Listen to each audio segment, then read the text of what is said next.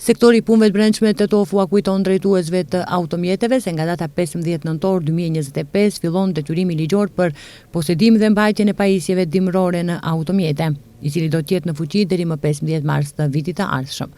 Shoferëve u rekomandohet që të kenë guma dimrore me thellësi prerje nga 4 deri 6 mm, varësisht se për cilat goma bëhet fjalë, si dhe zinxhir në rast se përdorin goma verore. Kurse njëjta gjë vlen edhe për kamionet, ndërsa autobuset parashihet të posedojnë dhe lopat.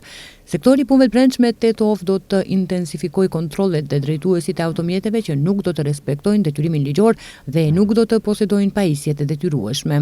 Do të dënohen me gjoba prej 45 eurosh në kundërvajtje të denarit, në përputhje me nenin 361 të ligjit për sigurinë në komunikacionin rrugor.